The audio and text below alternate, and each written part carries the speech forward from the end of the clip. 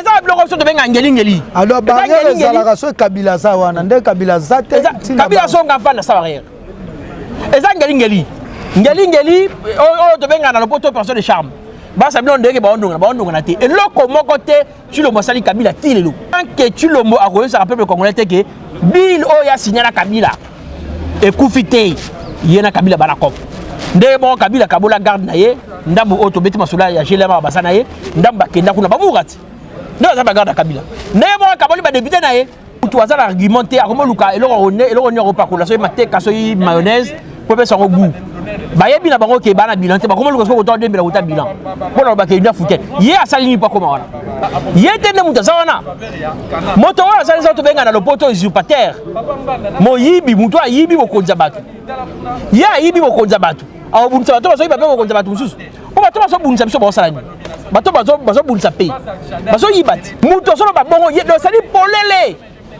que to tricher élection encore pour entendre la Kabila to poussa tu le monde encore pour la Kabila a violé na ba loi so les anciens Kabila lo alors ba bongo na mboka nini yango mutu foma za ambassadeur a ko tenir discours a bongo eleki kaka la Congo pour ba sentiment bitumana sali état biso te yo moi si ozaki na biso mobali oponi na obo ya biso linga mobali mo pensa na mbongo après mbala nga ko contrôler misu na nzungu ko ko so na lingi so to ko talakati ya biso ni nakati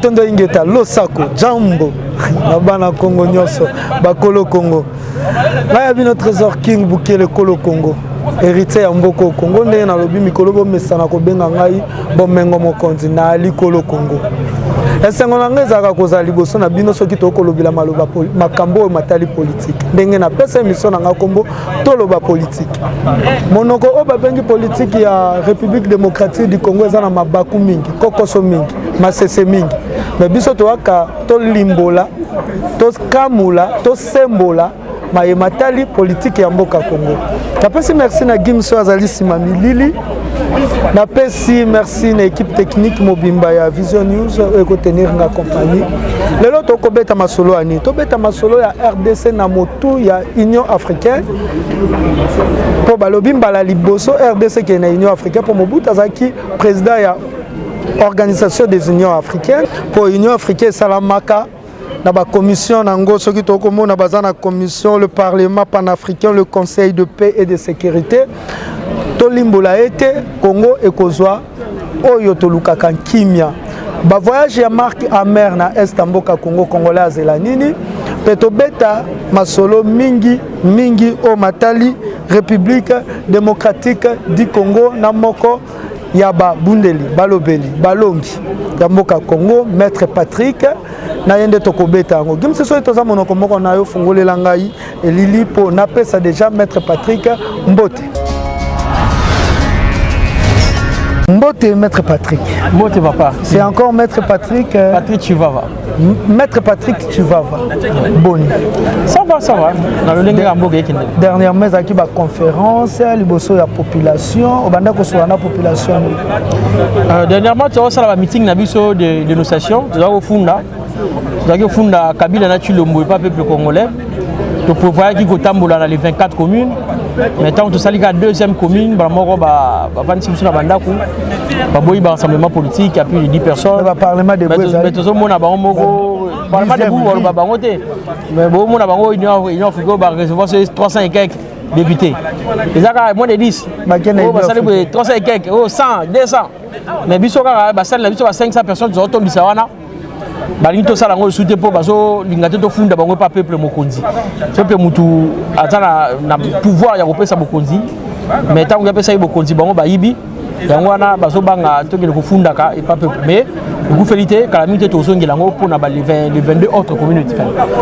To le bela non makambo ya Union africaine.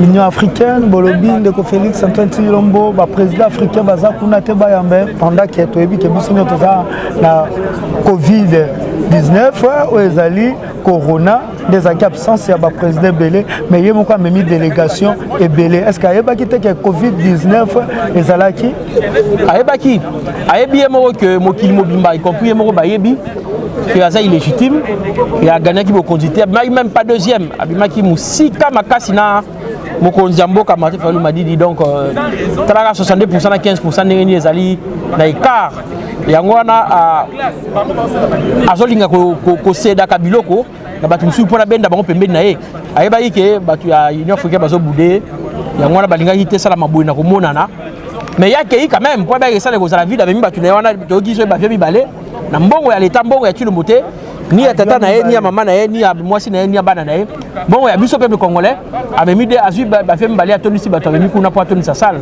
mais en attendant bazolo ba covid ba yete atikali ka ye na logo la montage achiraka administration ya Union africaine d'ailleurs pour bakota na bâtiment yango za milinga bapo ya ki bakota na bâtiment et c'est quand même intervention pour bakota pour bâtiment fallait à désinfecter en attendant bazolo ba covid ne sala ki ba chef d'état ba te mais hier avant comment na Éthiopie aleka ki na limite akutala ki na RCC so il faut appeler ça na corona appeler ça ki déjà l'Égypte kuna bakutala ki pa ni ayaki na RCC ce qui est d'ailleurs mamba covid pour bakutala déjà kuna.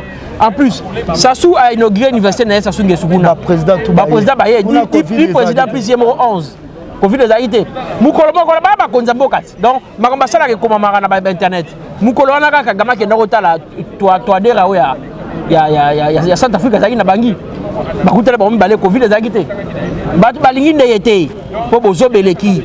Mo balingi ete akomi esika na ndengeni. Esika na esika ya Chilombo te. Eza sika mboka Congo. Et c'est quand Mboka Congo et les Kaka, ça fait 50 ans que ça a beaucoup na poste orienté. Mais ça fait 50 ans que Afrique est 54 pays. Chaque pays a son c'est pour la toute première fois un président ya Congo a comme na place wana metango tobi ke Mobutu azalaki na OIA président ya OIA esika o wapi atelemaki o ezalaki impérialiste na ba colonie ba colonisateur disons liboso ya tribune ya Union africaine. Papa il faut que la ba taliban te bango baso moni mutu azala argumenter akomo luka eloko nyoko pakola so mateka so mayonnaise pour faire son goût.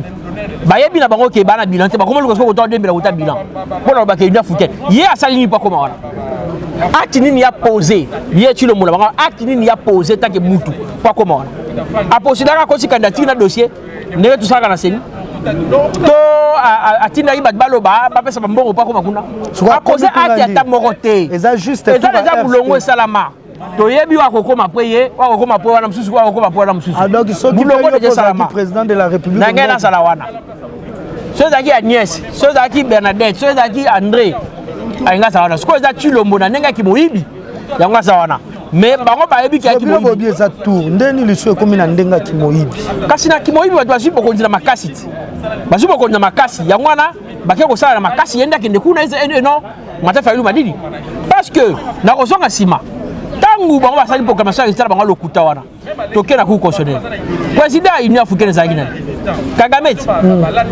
wana Kagame zana na copte Kagame fanisa ba Ramaphosa oyo bato so balobake bazo kitala Kinshasa pour watala makamona bien cour constitutionnelle bisala nous verdict ne ba olela ka koti Kagame na cop siko omoni bato bazo boya ke Chilombo asa sous peut-être à place beauté abakisi ne kala ba konzi azali kala na mokonzi mo Kabila maintenant mon Kagame ni ici ba koti Kagame na cop il pas bakisa mi mokonzi comme Kagame azala mokonzi ya Kabila azali makasi ko de Kabila du coup Chilombo comme une panthère place boya Kagame mala moko tozana nkana makambo Union africaine pour tobeta masolo belé naza sira na koyamba peu près sepenge pour tobeta masolo ya GLM GLM kuna babi minduki de Gelongwe ba récupérer GLM tobite GLM ngo zakanda kwa Kabila tonda ko ba congolais point d'interrogation donc na kati ya Union africaine ba sengi sanction plutôt contre des personnes remettant en cause la paix et la sécurité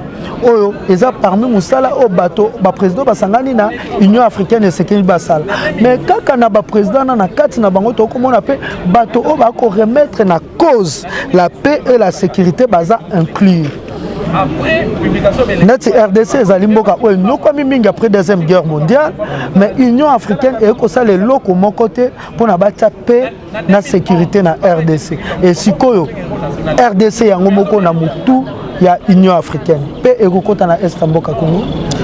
Paix ekokota te papa. Na banino na mukuse ya mpona ko expliquer paix ekokota te mpona nini?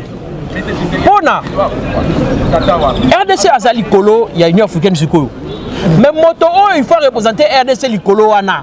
Moto oyo peuple fala pona na ndenge ya pouvoir oyo constitution pesi peuple na article 5. Yete ne muta zawana. Moto oyo azali za to benga na lopoto usurpateur. Moyibi muto ayibi bokonza batu.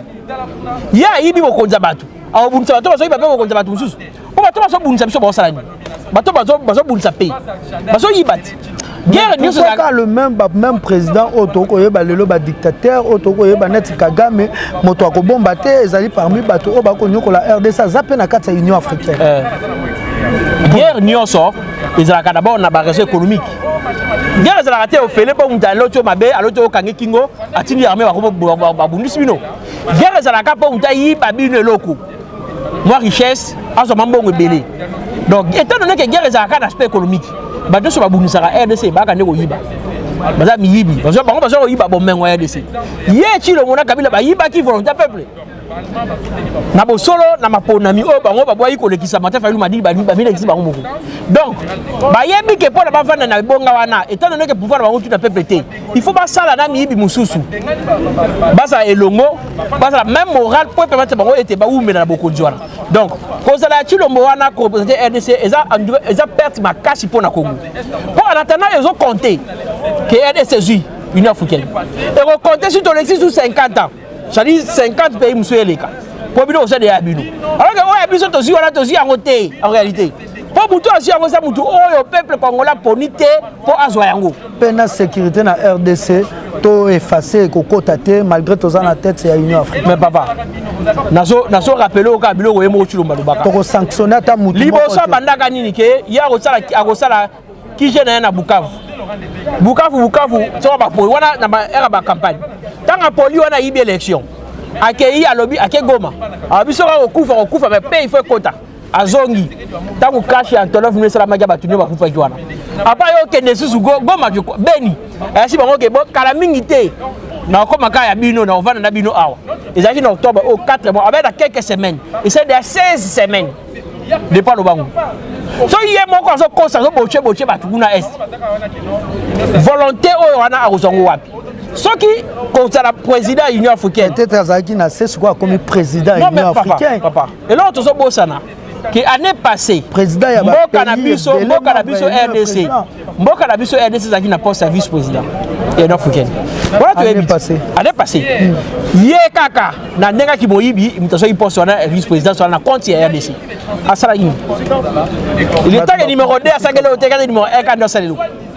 ina ne kokoka le pomone premier ba taliban na bokonzi bango ba yeba kateke tanguli kaka ina ne ekoka ba luka argument mususu ba ko bino jeunesse ta bonola na ba ko finga bino ko sonza bino ba yo ba ba biso pour la basanga argument ina ne umela te kala mingi te un mois de l'équipe depuis to continue de pas où de aussi là depuis to continue 2021 donc ina ne ekoma rapidement mais bon moi la tu mo c'est le côté to zalaka na bombinga mbinga déjà yemo ko futa basoda te les neuf africains au pesa ba ba ordre ba ko kufa kuna na front au futa bango mabe au futa bango te ba mo rezolia makaka ba arme zo comme na retard ba bilo les zo comme na retard nyonso na pauvre na mboka et comme na sécurité il faut d'abord mboka ye moko omoni guerre ba benga ngo règlement politique biso to sala droit international ba benga ngo règlement politique ça dit ba bike ya juridique te ya politique donc bunsa bino poto le hôtel ce qu'on a politique de manière générale mutu asolo la na mutu na politique te pona misuna kitoko olo belengi mutu a respectaka muninga na politique po obangai kaka po obangai so ba côté bino ywe ko le la côté ba kalmi bango ba tara ba obangai yote ba obanga ne mutu oyo ko le la kuna yango na ba kalmeshi mais nyo so ba dobeta chita mutu na pa comme les chilettes po tara yo ko le la e po gangi la batwana o libérer moi là yebo ko motina bango boko tele mikolo pourtant il est pas dans la libération de la comme na piaka na biloko o Félix Osadat c'est est ce côté ba ba diplomatie agissante non guerre est à régler la diplomatie guerre est à régler la minduki ba côté bino na moka bino ba beti ba masasi point bar beaucoup de l'États-Unis té beaucoup de la choix pité lobi na États-Unis comme na piaka tina ba trabo côté na ba ba les libéral to beta peli solo ba voyage chez Mike Amer oyo pendant que Félix Antoine Tshisekedi azaki libanda pona zwa bâton de commandement ya Union africaine yazaki na est ya mboka pays esika wapi nanu akizaki ke ba ADF ba travailler kana ba état islamique. Vous êtes d'accord nango? Les États-Unis sont pour rien, ce sont des États islamiques de Moutou et travaillent en ADF. Papa, ADF wana ya boire à manger. Ba bisa biso a ke ba ADF wana za ba bazala ki sa sawati. Ye mo chilo mo ba ka a teke ba tuwa ba zo tike ba ficelle ba ADF la kina a okanga bango. État islamique donc ça ki sa. Et ça argument ba zo diembela. Makambu amer azo sala ngana solo ba yango devant mikona bino. Na tanga droit international. Na tangi sa droit international. Amer azo respecté. Nazo koma. Amer azo respecté à ta règlement côté à diplomatie au ngana yebi na on tangi sa bala na université Kardinal Malunga. Droit international na tanga yango na université Kinshasa. Na muta promotion droit en 2007. Bato ba binga masala na promotion na pesi bombo to bazali. Et na spécialisation na université poto université numéro 1. Et Afrique, l'université Pretoria. Ne pas la spécialisation dans la droit international des droits de l'homme. Makabu amer azo sa na mboka oyo. Ezo antithèse ya nyonso batangisa biso na droit international. Na limite même bango moko na niveau États-Unis kuna, baza l'aise na comportement na. Pensez-vous amer azo ose koloba pardon, il faut la belango. Na tangi na le monde eza journal na biso te. Broba ono bata presse na bata la muka. Le monde ya France.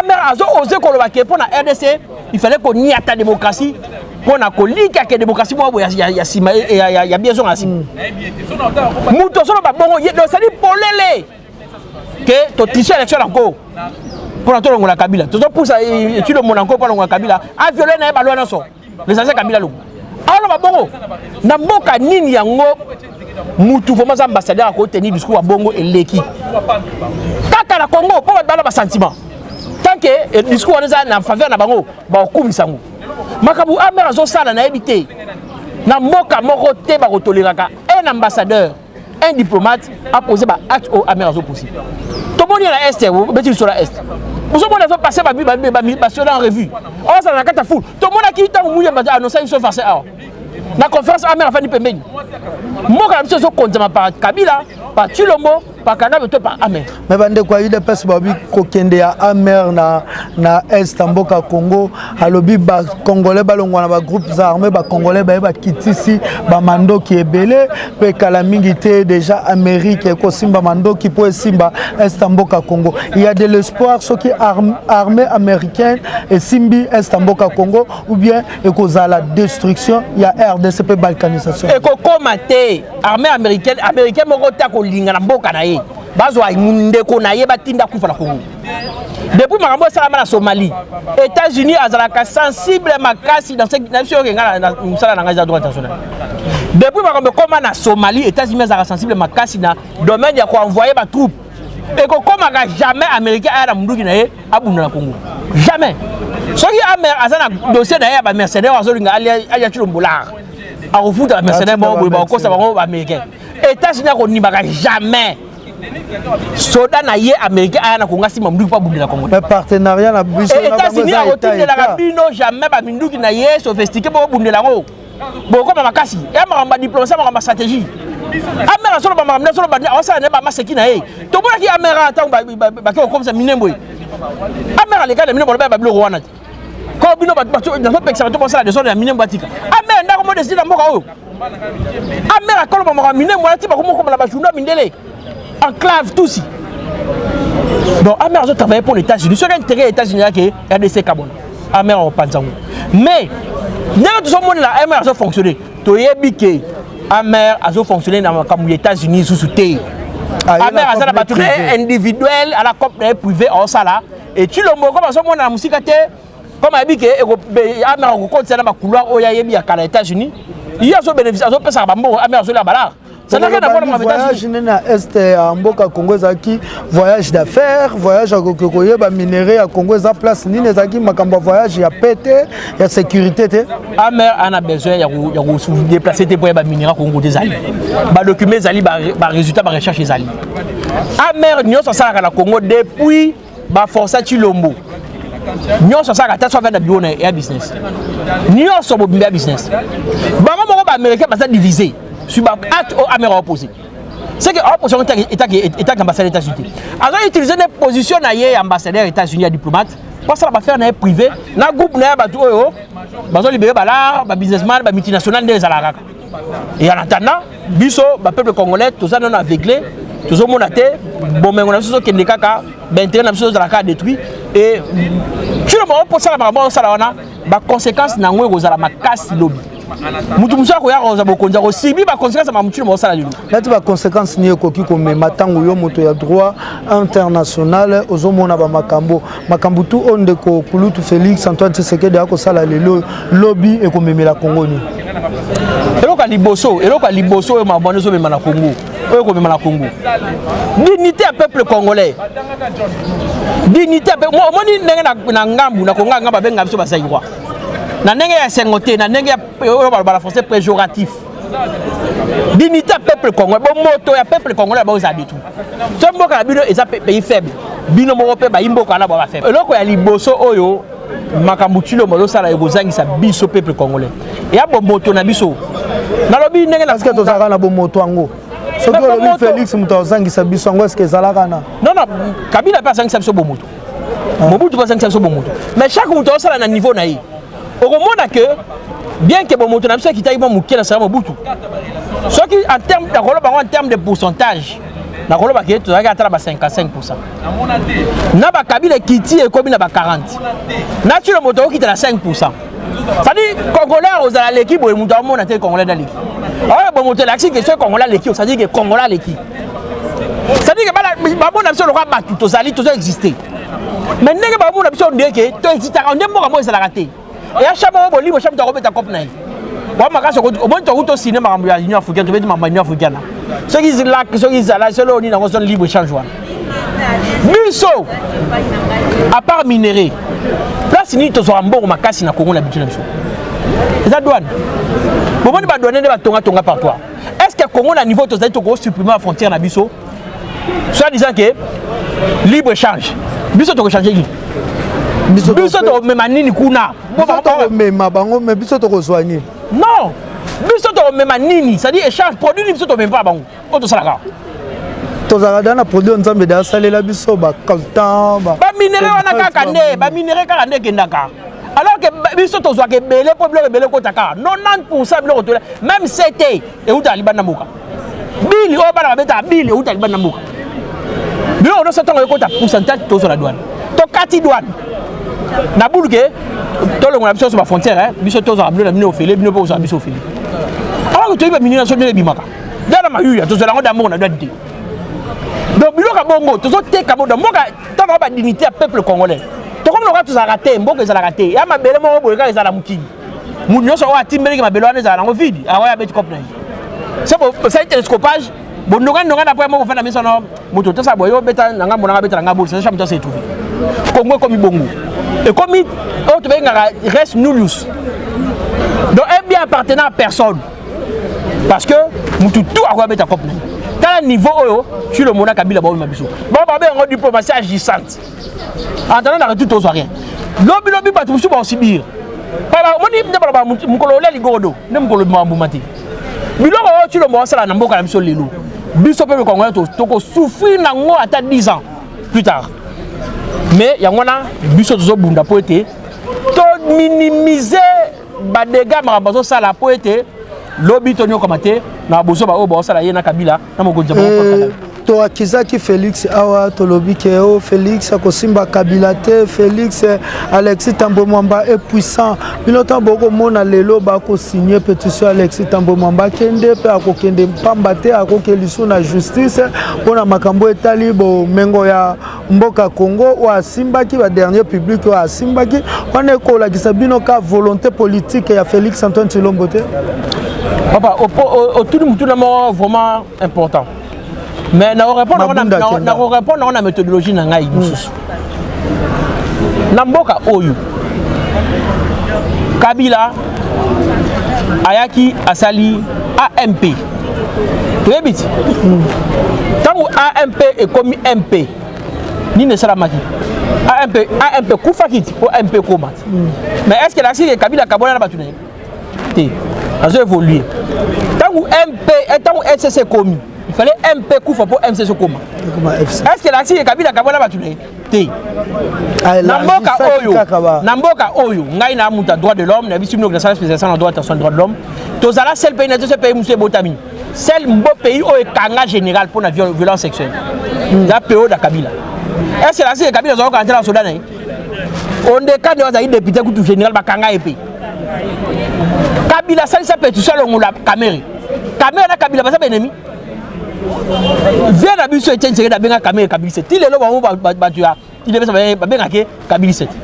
Balongo la caméra na perchoir. Caméra c'est ennemi à Kabila. Nazo que malem pour comprendre le mot. Nazo comment ennemi bazaka liso. Nazo que malem. Pire encore. Tu le mona Kabila basali tricage monde basali wana. Depuis tu le mona ça ma na wana. Nazo tu na yote na tu na muno sortir. Chaque mutu na mutu na répondre. At nini tu le mona basali contre Kabila. Kabila Joseph Kabila Kabani. At nini basali contre lui. 0. Oya yebi la sangai. Balongwe ba barrière nyonso na gele. Non mais Kabila ça kin. Balongwe la déjà na ouais za la campagne. Na pas de mabot.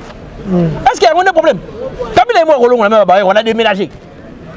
Et l'on donc Longwende pour Kabila déménager. Si Kabila déménager non, ngala le kai kuna lobby. Dans le roi Kabila zatende ba barrière ane Longwende. Dans le kai kuna lobby ya musikate ya pembe na biswa. Au moins immeuble à GLM, il y a groupe Lito Moboti. Barrière tikalika wana. Parce que ba soda Kabila wazawana. Mais boko le kapembe. Yemo ka sa wana te famille zalati. Tina ba zani. Alors barrière ezalaka so Kabila za wana nde Kabila zate Kabila songa mfana sa barrière eza ngeli o to benga na lopoto personne de charme ba sa bino ndeke ba ondonga na te eloko moko te sur le mosali Kabila tilelo to beta ba solo ya so ita bomwamba so yi jali mabundu mutu nyonso na mukili wana to tino po tuto ena kibo moto ne ezalaka mutu nyonso na mukili azaka na tendance à résister soki ba otumisa ye depuis tu ba on sama mneo bo senti résistance à FCC bon moi t'es FCC a résisté te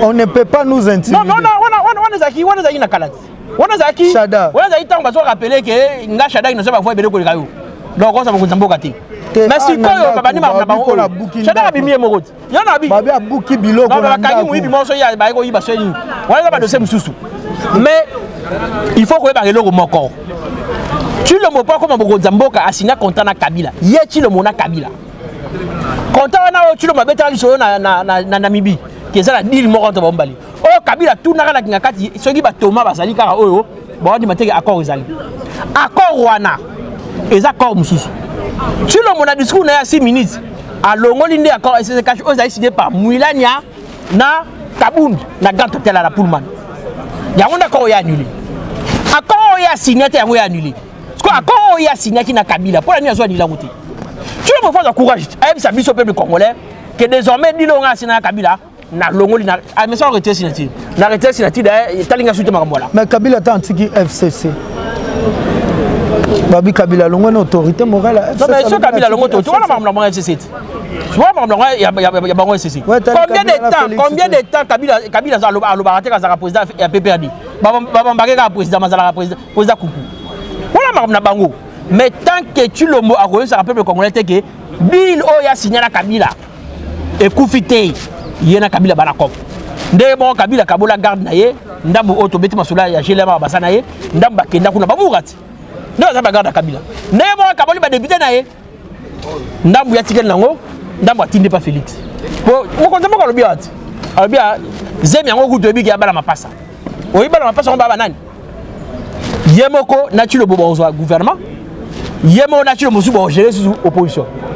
Pour oya tikel na bango na ba l'opposition, baza majorité ba supporte par l'opposition. Ko bino bo sa ni tango ba gérer majorité ba gérer les sous-na opposition. Président Martin Fayoulou bino biso toko salani ka ko loba ko multiplier be mission na média ba dans l'opposition type ce qu'on a maramu ba perdre eza Katumbi na Bemba na opposition ba républicain na lokuta wana population te non population to perdre depuis Patricia ada to perdre mais il y a ça ba liboso da to perdre on a ça ba mi balé on ne va pas ça Katumbi na Bemba ba perdre pour ça il ba même opposition républicaine na bango wana tu le mona Kabila zu ba opposition républicaine ne va pas ça abi asa c'est sa majorité kuna na une sacrée c'est sa majorité de l'opposition. Du coup, gouvernement bango porte-parole de l'opposition na cabinet ne mobimba mbongo l'état te soutenir bango sous. Ma pas ça là bango na bana ngoti. Il y a deuxième grossesse. Attends pas tu regardes opposition républicaine Katumbi na Bemba iolé là. Bango ne pas perdre. Biso peuple te perdre depuis c'est maliboso. Oyo ya kwa oyo ya kati. Tuzo bundane ko pona perte na biso si là. Ba activité ni bo projecteur parce que depuis le bureau il y a cabinet il y a activité na terre bimi et le monter population monelo monter c'est comme si combat yango to tikeli kaka Félix na Kabila ba bunda to Félix na Kabila ba distrait peuple congolais mais to ko zo part na biso te na maboko mais conférence à l'élo par exemple les ara na cadre ya musala ya cabinet activité banate mamo balamoro bobeti masasi ata bato babundaka guerre banate mamo bobeti masasi mobilisation troupe bon déplacer bon faire front kosoma ba ça fait partie ya préparer guerre yango wana nyoso au cabinet zo sala titre comme lelo na conférence ba activité za la ebe année 2021 en 2 années mo mystique ba activité za ebele wana so assuré yango wana ndenge bokonza boko lobinga na so lingaka ko continuer ko sa tilo musoka lotaka sur la ligne de qui est glissement. Assemblée la manzambe qui est d'autres on y a minité. Pour te la taille une seconde t'es à glissement. De trop bien. Quand n'engue mon compte avec le lobby, c'est bobo ma bobo. Tous après suko ya quitter la balabala pour savoir une démonstration de force. Plus de 1 million de personnes qui vont quitter la balabala. Tu as bien niveau de préparation à biso, tu as bien capacité à biso. Donc bon ça assure que légitimité oh mon compte avec comment faire le ça nango. Tout pouvoir faire des dieux. Tout pouvoir faire des dieux à pouvoir légitime. Légitimité dans le droit qui document. La parole du peuple. Peuple a lobby Fayoulou. Nzamba lobby Fayoulou. Yo yibi Nzambi. Au monde n'a qu'à l'icamé au commis là-haut. Il y a un autre lobby toujours là. Mon qui osait la raison là-haut et qui entreprendre ma baie. Raison de go comme tort. Il y a un autre toujours insister dans la procédure d'union ça la pona. Raison de la comme torté. Mais tout ça a comme bongama. Tu as pas sorti de crise dans mais ça il y a beaucoup de gens qui ont fait m'a dit toujours c'est la bango ba continuer dans tout était pharaon mais tu voyais bana bien na balabala pour bango boule la bango zali que comme bango ba ibi ba ko tu ba pine ba on sait la balabala pour quoi imposer glissement kwa na minute oka bango na bango ba tu baza na terre l'Assemblée nationale boy bango oh nini boy bango to bango na terrain bitumana sali état biso te yo moi si ozaki na biso mobali opoli na obo ya biso linga mobali mo pensa na mbongo. Après, mbala ngako mo contrôler misu na nzungu. Oko so ana lingi so to kotala kati. Ya biso ni na kati. To kende maître Patrick moi lilobano asuka na peuple congolais pe numéro na ya téléphone. Liloba suka za été peuple congolais faut ba ki mboka oyo. Batu mususu na ebité bazana bango na bamboka belé mais mingi biso ba congolais to na mboka ka mo Congo. To bi ki na ba double nationalité ba toni kutu na mamatu le mbona double nationalité. Ba jikana ba ça rien na poto. Ba yeba on so ko ba vandoir. Mais mingi ba peuple congolais la majorité na biso to na Congo comme mboka. Donc peuple congolais faut ba ke bon pe ça biso mboka msute so tsaki oyo to bebisi yango. Donc eza devoir na biso ya ko landela de près ya ko luka ete mboka biso zonga na mulungu. Po moto oyo ko loba ke azo ba ko te mboka biso ekende te o sa nanko. Mokili mobimba bi ke mboka biso ekende libulu. So to continue tala ngo nezo ke no dinda libulu to comme complice. Et tant que dinda libulu anto za na mboka biso rechange te. Et attends le ko la to beta so PlayStation on a 3 vies so ku vivi mo vi biso zonga. Mboka biso na ba vie belete. Ce qu'a vu est koufi to perdre mboka. Atotika na vie moko. to sala keba to sala biso nyonso musuka bilake nango Tshisekedi atikaka na to sala biso nyonso na sima ya mokonzi mboka Martin Fayulu Madidi to beta pe gamme ouverte to reprendre à zéro to reprendre à zéro te to kasi mboka so katani so ngande na so ngande katani so ngaki to so katani libela téléphone to so mboka katani libela donc peuple congolais faut to sala ya hotel mais to sala vraiment prêt pour makambaso eza pour na Martin Fayulu te eza pour na ngai Patrick Chimamba te et pour la République démocratique du Congo. Biso to oleka, bino pe boyoka bozo kanga boleka, bana biso fo tamba oya ba otunda ka biso. Ata to ozalate. Baba donc ba vivre biso ba vivre na mboka série ba kambo zo salama, ba sala lelo te. To ba ke to za na mboka mi balé to ka na mboka oyo. Il faut to bo sala ka yango te po mboka na biso ko changeaka te, to za ka na ya décision to be biso ngo to zo msute. Numéro de téléphone na simple. Ya 082 22 88 222. 082 22 88 222. Merci. Yange matondo ingeta. Lo sako jambo. Na bino nyoso ndenge na kolo baba na nzambe mpungu tulendo ndezo. Ba ebisi bino nzambe na français diebozo sko nzambe mpungu tulendo ndezo boko misona français. Etika lo komate na zaka fier po na botama congolais pe na mibenga kolo Congo nga Trésor King Bukele ndepe na zaki fier ya ko présenter bino émission oyo toloba politique esika wapi tolobi politique waza na mato ya koyoka ayoka azana motema ko simba asimba o azana maboko ya ko agir o pazana makolo ya ko bima ya ko manifester a manifester mais Congo na biso ekotikala moko pe ekokabwana te héritage ya Mobutu Sese Seko wazabanga atikela ki biso nga ya bino Trésor King Bukele na pesi na merci na équipe technique na nga nyonso Gims wazali na simabilili na pesi mbote na grande équipe nyonso ya Vision News Edgar Mokonzi Mosebat Mike Babu bino nyonso na pesi bino mbote pe na pesi mbote na bato nyonso balinga Trésor King Bukele ope basutenaka Trésor King Bukele nga ya bino kolo Congo héritier ya République démocratique du Congo na koloba nini tokutani mbala ya sima mais Congo kana motema makila Congo nyonso Congo bye.